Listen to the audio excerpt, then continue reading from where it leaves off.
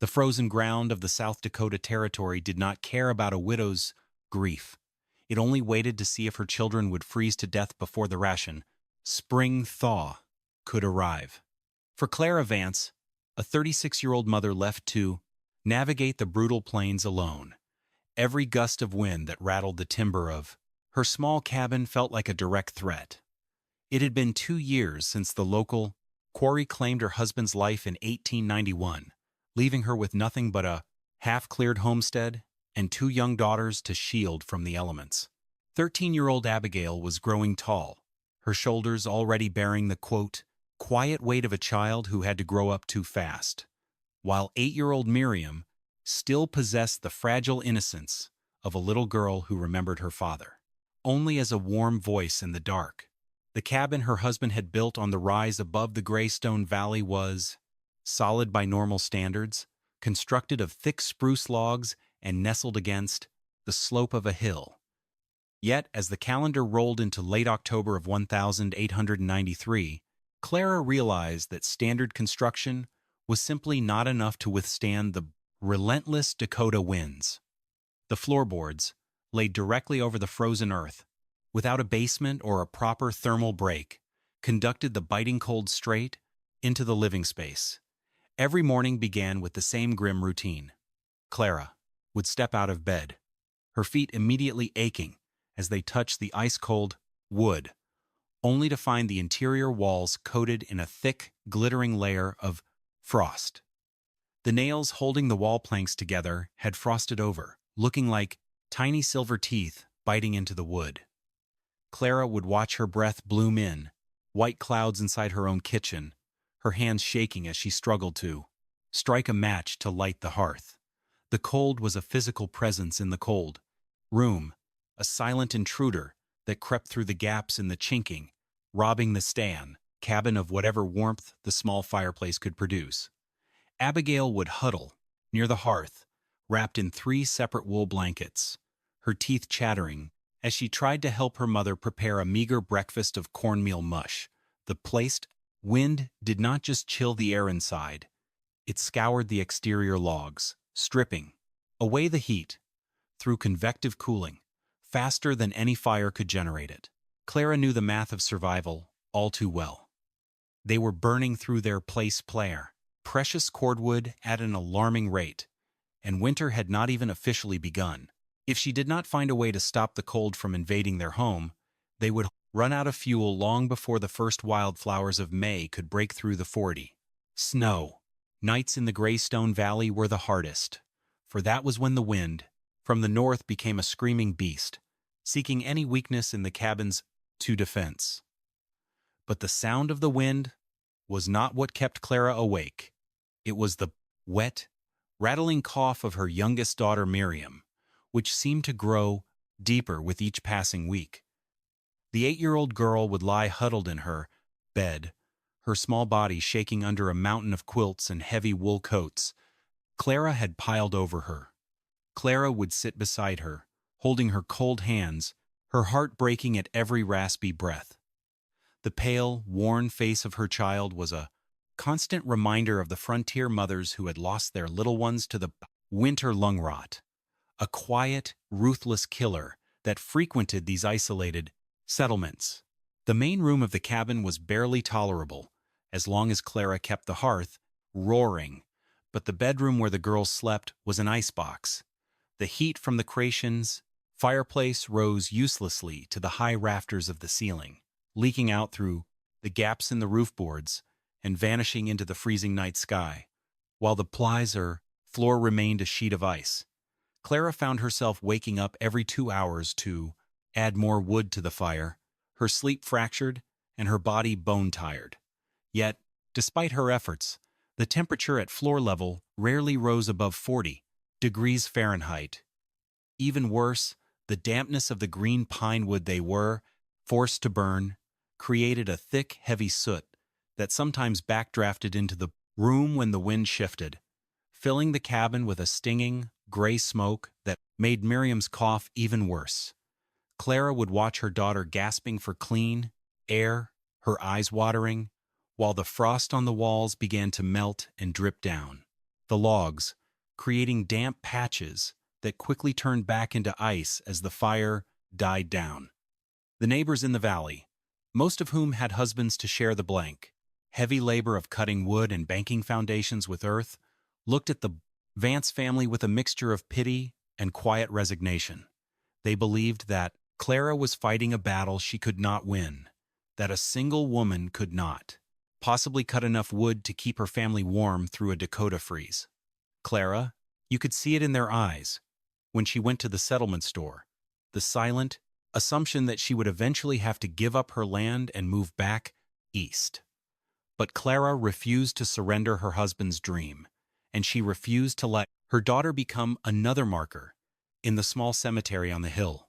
The solution did not come from a book or a builder's manual. It came on a freezing February morning, when Clara went to the barn to milk their 2 Hereford cows. The moment she stepped through the heavy timber door, she was struck by a fanzare, sensation she had not felt in weeks, a wave of noticeable warmth.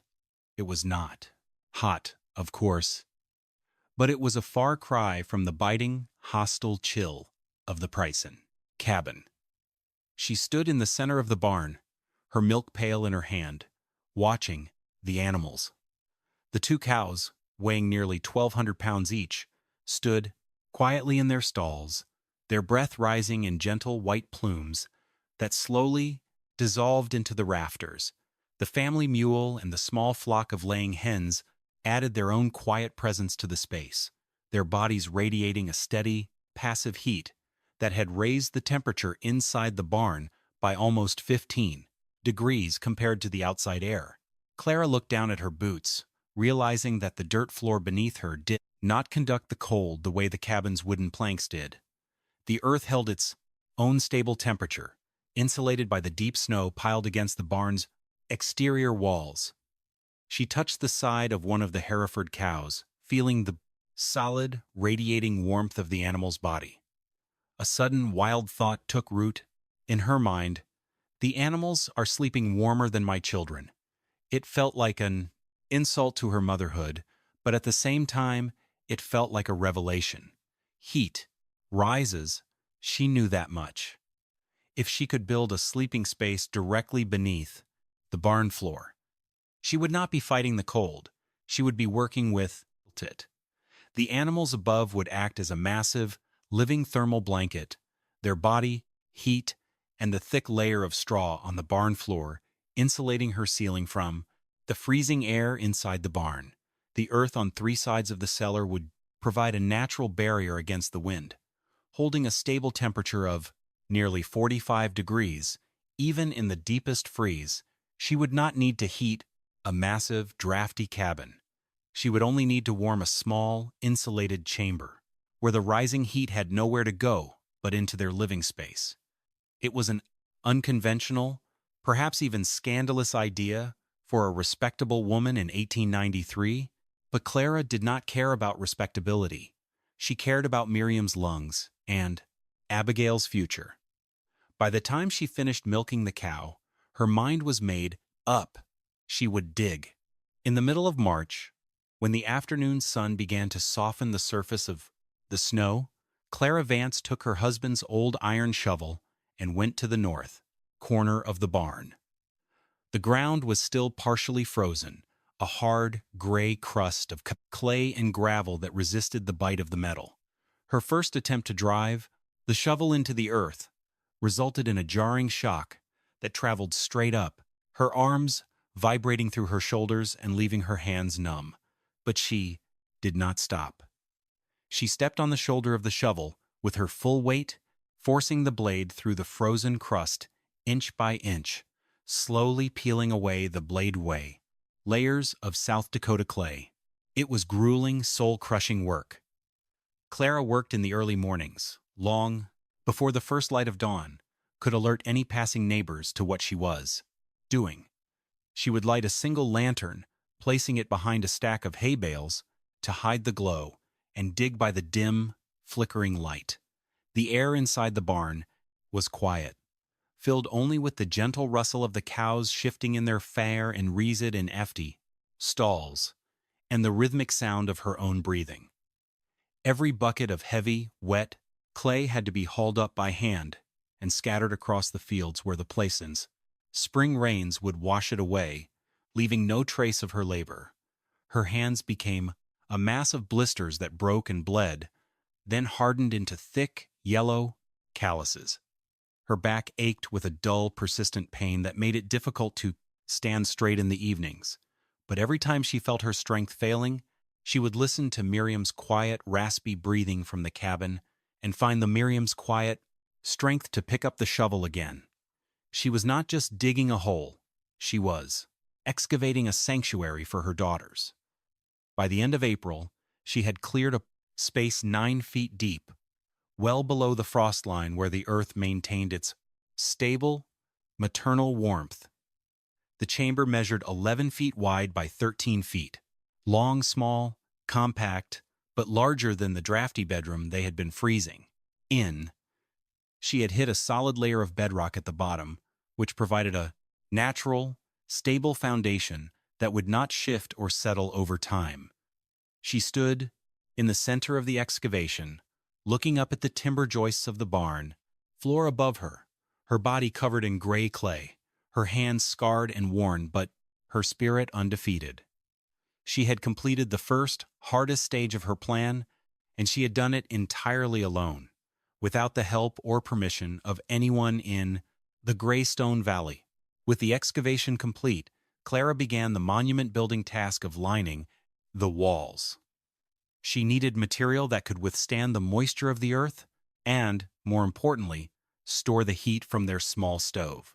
She chose granite-dense, heavy, dark gray stone that she hauled from the creek bed 3 miles south of her property. Each stone had to be selected for its flat faces and weight, then loaded into a wooden cart and pulled back to the barn by her old mule. Clara spent the entire month of May split-shaping and fitting the blang stones. She did not use a standard mortar, which could crack and fail in the damp underground air. Instead, she used a local clay mix she'd refined through trial and error, packing the gaps between the granite blocks with a mixture of sand, river silt, and straw. The walls rose slowly, 24 inches thick at the base, tapering slightly to 18 inches at the top where they met the timber ceiling. Each stone was placed with deliberate care, creating a continuous, interlocked mass of nearly 5,000 pounds of granite. This was her thermal battery. Once warmed, this massive wall would store heat for hours, radiating it back into the room long after the fire in the stove had died down. The ceiling, however, was her greatest engineering challenge. The barn floor above had to support the weight of 2 Hereford cows, a mule, and tons of stacked hay. If her ceiling collapsed, her family would be crushed beneath the weight. Clara salvaged several 9-inch timber beams from an abandoned mining claim 5 miles north, hauling them back to the homestead with the mule. She notched these heavy beams directly into the person's granite walls, creating a solid, independent framework that transferred the load of the barn floor directly to the bedrock below. Between these primary beams, she laid tight-fitted split planks of pine, then covered the entire ceiling with a 6-inch layer of packed clay to act as a barrier against moisture and air leaks. This created a perfect seal. No dust or debris from the stable above could filter down into the cellar, and more importantly, the heat generated by the animals would remain trapped above her ceiling, acting as an insulating blanket that prevented her own warmth from escaping. The floor of the cellar was laid with a 6-inch bed of coarse river gravel, which she covered with flat slate stones. This gravel bed served as a French drain. Any water that seeped through the granite walls would run down and percolate through the gravel, moving downhill along the natural slope of the hill and exiting through a drain pipe she'd laid beneath the entrance. It was a sophisticated, dry, and structurally indestructible chamber, built with nothing but salvaged materials and the sheer, unyielding willpower of a widow. The final stage of the construction involved heating and ventilation, the two systems that would determine whether the cellar was actually livable or a damp, suffocating tomb. For heat, Clara salvaged a small cast-iron stove from a burned-out homestead cabin near 16 Mile Creek. It was barely 2 feet square, but its heavy iron body was perfect for a small, insulated space. She positioned the stove in the center of the south wall, running the stovepipe horizontally through the granite wall, then vertically up the exterior of the clay barn where it merged with the barn's existing stone chimney. This ensured that no smoke could leak into the stable above, while the draft of the chimney remained strong and clean. Ventilation was achieved through a deliberate 3-pathway system that Clara designed to manage both fresh air intake and moisture exhaust without creating cold drafts. She drilled a 4-inch air shaft straight up through the barn floor, disguising the opening inside a hollow, vertical cedar post that looked like a structural support for the barn. Cold air from the barn would enter this pipe, but Clara directed the pipe so that it terminated directly behind the cast-iron stove. As the cold air entered, it was heated by the radiating body of the stove before it could circulate through the room, ensuring that the girls never felt a draft of freezing air at floor level. For exhaust, a secondary vent was cut near the ceiling at the opposite end of the room, allowing warm, stale air and moisture to rise and exit into the main area of the barn where the natural ventilation of the structure would carry it away. This created an orderly, slow-moving convection loop that exchanged the air inside the chamber once every 10 hours, keeping the space fresh and dry. Clara fitted the trapdoor in her kitchen floor with a heavy, insulated cover lined with scraps of wool and deer hide, creating an airtight seal when closed. From inside the cabin, you would never know the cellar existed. It was a completely hidden world, a warm, stone sanctuary nestled quietly beneath the cold, weathered planks of the barn. Clara stood in the center of the finished room, her body exhausted, but her mind at peace. The space was dry, warm, and smelled of cedar and clean stone. She had spent 5 months of back-breaking labor building this room, and now, as the first autumn leaves began to fall, she was ready for whatever the Dakota winter could throw at them. It was Abigail who accidentally let the secret slip. During a trip to the settlement store in October, to trade their laying hen's eggs for salt and eggs for salt, molasses, she mentioned to a neighbor's daughter how warm their new room under the ground was. The girl told her mother, and within 48 hours, news had traveled across the Greystone Valley like a fire through dry grass. The reaction from the community was immediate and overwhelmingly critical. The idea of a mother and her daughters living underground like animals was seen as a scandal, a violation of every social convention of 1893. Mrs. Dunlap, the wife of the local quarry owner and the self-appointed guardian of the valley's moral standards, was the first to speak out.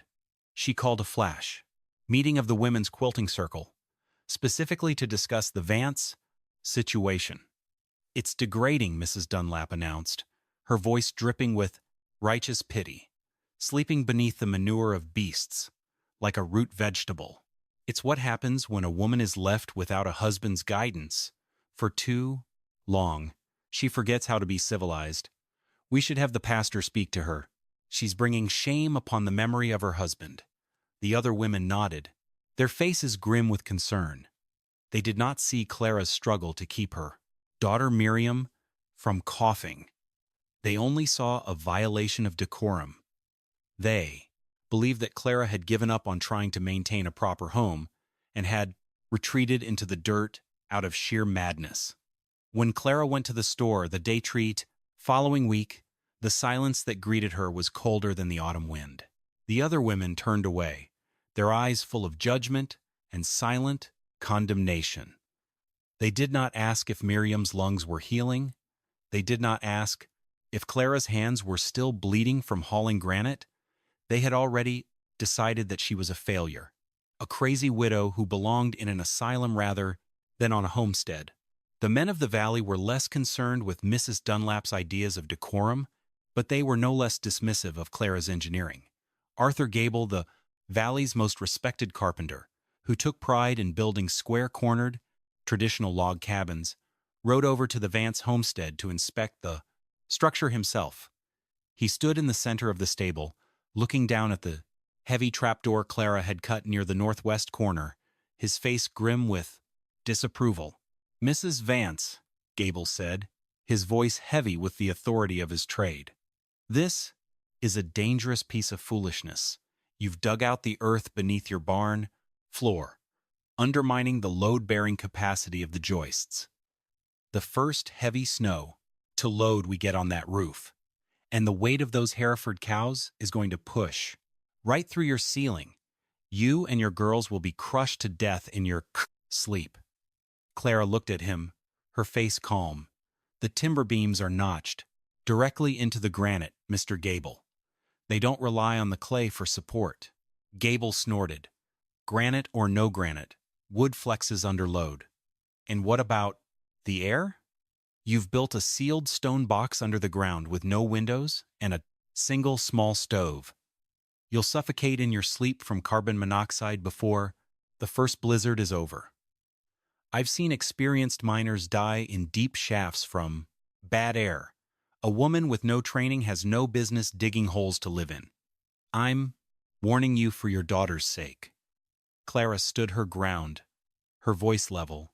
"The ventilation has 3 separate pathways. Mr. Gable, the stove draws clean." Gable shook his head, turning back toward his horse. "I hope you're right, Mrs. Vance, but I've been building cabins in this territory for 15 years, and I know what works. This is a liability, and if the town council had any sense, they'd make you fill it in." Despite the warnings and the scorn, Clara Vance did not falter. On the first night of November, when the outdoor thermometer dropped to 12 degrees Fahrenheit and the wind from the north began to whistle through the cabin logs, she led her daughters down the ladder into the cellar. She had spread soft wool, rugs over the slate floor, and made up 2 comfortable beds with thick straw, mattresses, and flannel sheets. Clara lit a small fire in the cast-iron stove, using exactly 8 logs of seasoned pine she'd stored in the corner of the cellar. Within 45 minutes, the temperature inside the chamber rose to a steady, comfortable 62 degrees Fahrenheit. The warmth was different from the harsh, uneven heat of the cabin's fireplace. It was soft and enveloping, radiating steadily from the thick granite walls that had absorbed the stove's energy. Clara closed the heavy trapdoor above, sealing them inside. The transition was breathtaking. The howling of the wind, which had been a constant, exhausting roar in the cabin above, was reduced to a distant, muffled whisper. The only sound in the room was the gentle crackle of the fire and the slow, rhythmic breathing of Miriam. Abigail lay in her bed, her face relaxed, her eyes wide as she looked around the dashen, warm, stone-lined room. "It's so quiet, Ma," she whispered. Miriam did not cough once that night. She slept with her arms thrown wide, her face flushed with a healthy, natural warmth, her breathing as deep and easy as it had been in summer. Clara lay in her own bed, her eyes wet with tears of relief. She looked Hal at her daughter's quiet face and knew that she had been right. The opinion of the valley did not matter. The judgment of Arthur Gable did not matter. Her children were warm, they were safe, and they were going to survive the winter. The blizzard that struck the Greystone Valley on the 11th of January 1893 did not arrive with a warning. It descended like a white wall of ice from the north, shutting out the sun in a matter of minutes. The temperature, which had been hovering near zero at dawn, plummeted to a brutal 35 degrees below zero by mid-afternoon. Cold wind, running at a sustained 45 Darmort Gay, turned the falling snow into horizontal needles that scoured the bark off trees and found every microgap in the logs of every cabin in the valley. It was the kind of cold that did not just freeze the skin. It froze the air inside the lungs, making breathing a painful, raspy chore. By the second day of the storm, the snow accumulation had exceeded 3 feet on the level, with drifts reaching 8 to 10 feet high against the windward walls of the buildings. Clara Vance's barn, nestled against the slope of the hill, was buried almost completely on its north side, creating a massive, white dune that covered the roofline. But inside the cellar beneath, the family was entirely insulated from the fury above. Clara had prepared well. Before the wind reached its peak, she had brought extra hay and water to the Hereford cows, the Prumling mule, and the chickens, ensuring they had enough supplies to last several days, without her constant attention. Then she closed the trapdoor, sealing herself and her daughters into their warm stone vault. The 6-hour siege had begun. While the storm rumbled and howled against the barn roof far above, Clara sat by her small stove, feeding it exactly 8 logs of dry pine each day. The temperature inside the cellar held steady at 62 degrees Fahrenheit. The thermal mass of the 5,000 pounds of granite walls, charged by weeks of steady heating, acted as a buffer, preventing the temperature from swinging more than 3 degrees over 24 hours. Clara watched her daughters work on their lessons by the warm light of the oil lamp, her mind at ease. She did not have to worry about running out of wood.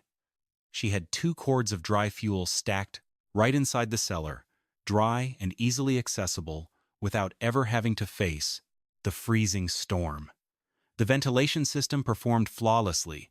The cold air entering through the cedar post was heated by the stove before it could reach the beds, keeping the air fresh and dry without a single draft. They were safe, warm, and entirely self-sufficient in a world that had gone completely dark, frozen. While the Vance family slept in comfort, the rest of the Greystone Valley was living through a nightmare. The traditional log cabins, built by Arthur Gable and maintained with proud adherence to traditional methods, were failing under the onslaught of the storm. The primary problem was wind infiltration. The 50 Darmort Joe winds scoured the clay chinking from the logs, creating micro-gaps that let the freezing air pour into the rooms at floor level. At the Thorne household, Thomas and his wife spent the second night of the storm huddled in the center of their main room with their 3 children, wrapped in every blanket and coat they owned. The temperature at floor level had dropped to 28 degrees Fahrenheit, freezing the water bucket solid inside their kitchen. Thomas's woodpile, stored outside under a canvas tarp, had been buried under 4 feet of packed snow that had frozen into a solid block of ice after a brief thaw. He spent 2 hours in the screaming wind, his fingers turning white, trying to chop loose a few logs with his axe, only to find the wood so damp from the wet snow that it refused to burn. When he finally got a fire going, the chimney backdrafted due to the wind pressure, filling the cabin with a thick, gray smoke that made his children choke and cough. They were forced to open a window to clear the air, losing whatever precious warmth they had generated. By the 3rd day, the Thornes were burning their wooden dining chairs and their barn fencing just to keep their children from freezing. At the Gable household, the situation was no better. Arthur's chimney cracked from the extreme thermal stress, forcing him to extinguish his fireplace completely to avoid burning down his home. His family spent 18 hours in a cold cabin that dropped to 12 degrees above zero, huddled together in a desperate bid to share body heat. Across the valley, the story was repeated. The livestock in the open pastures died where they stood, unable to find shelter from the relentless wind. The families who had prided themselves on their toughness were now reduced to burning their furniture and their bed frames, their eyes red from soot, their fingers numb, counting the hours until the wind would stop. The traditional methods had failed them when the stakes were survival. Deep under the barn, 80 feet from the nearest exterior wall, Clara Vance sat at her wooden table, watching Miriam draw a picture of a summer meadow. The Little girl's hand was warm and steady, her face flushed with a healthy color. The dry, warm air of the cellar had healed her lungs completely over the past weeks, and the cough that had haunted her for 2 winters was now nothing but a distant memory. Clara poured a ladle of hot beef soup into 3 wooden bowls, the smell of broth and dried herbs filling the stone room. Abigail smiled as she took her bowl, her wool shawl draped casually over her shoulders. "It's hard to believe there's a storm out there, Ma," she said, looking up at the heavy timber beams of the ceiling. "It feels like we're in a castle." Clara smiled, her heart full of a quiet, triumphant pride. "The stone is doing its job, Abby, and the cows are doing theirs." The Hereford cows above, standing quietly in their stalls, were indeed playing their part. Their metabolic heat, trapped by the thick layer of straw on the barn floor, kept the cellar ceiling warm, preventing any cold from migrating downward. The temperature inside the chamber remained at 62 degrees, even though the outside world had dropped to 47, below zero. Clara did not have to make dangerous midnight runs to an outdoor wood pile. She did not have to chip ice off her fuel. She did not have to breathe soot or worry about chimney fires. The small stove burned clean and quiet, consuming only 8 logs of dry wood each day. When they went to sleep that night, Clara did not set an alarm to wake up and feed the fire. She knew the granite walls would hold the heat. They slept for 8 hours of free, uninterrupted, warm sleep, waking to a room that still held 58 degrees at dawn. It was a level of comfort that no other home in the valley could replicate, achieved with a fraction of the wood and none of the danger. Clara lay in the quiet dark, listening to the soft rustle of the straw mattresses, and knew that her crazy idea had saved her daughters' lives.